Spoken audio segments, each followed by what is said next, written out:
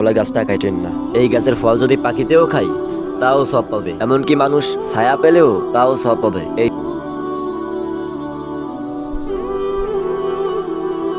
ভাই শোনেন, এটা হচ্ছে আমার দাদার কালের গাছ। এটা যদি এখন না বেশি, আমার পরবর্তীতে আমার ভাইকে এই গাছের ভাগ দেওয়া লাগবে না। এমনি আপনি কয় টাকা কি দিলে দেবেন? ভাই এই গাছের দাম হতে পারে 5,000। আপনি যে কয় টাকা দেন, কিন্তু কি আপদটা বিদায় করেন। আচ্ছা ভাই। ভাই ওরা গাছ বেঁচে দিচ্ছে।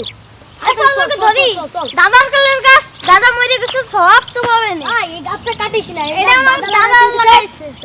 দাদা সব পাবে না, এই পাখিটা আর আমরা খাই। আর মানুষও তো সেও তো পাবে না।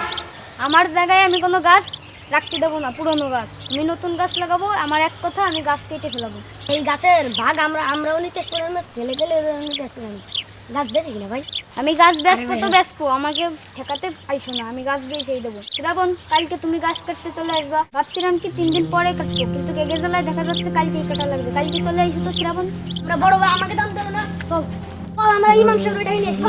ইমাম সাহেব মাছ হোসেন দিয়ে কিছু করতে পারেন।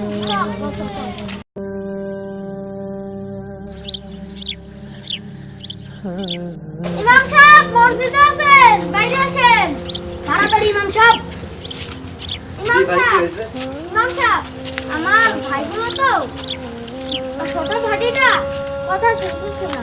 আমার দাদা গাছ লাগিয়ে গেছে, সে গাছের পাখি বা যেই খাক সেও পায়, সে গাছ কেটে ফেলবে বলে সে তার জায়গায় গাছ রাখতে দেবে। দাদা তো সব পাখি।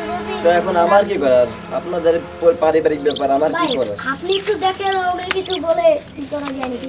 মাসুম হোসেন ভাই, আপনি তো অনেক তো চলেন, যেতে তো আশা করে আছেন।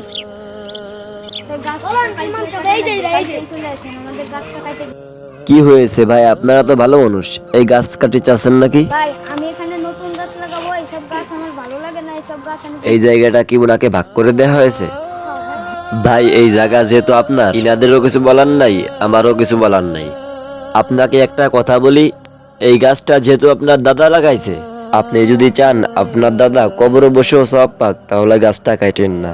এই গাছের ফল যদি পাখিতেও খাই তাও সব পাবে, এমনকি মানুষ ছায়া পেলেও তাও সব পাবে। এই জায়গা কিন্তু আপনার দাদাই আপনাদের দিয়ে গেছে, তার উসিলায় কিন্তু এই জায়গাটি পাইছেন।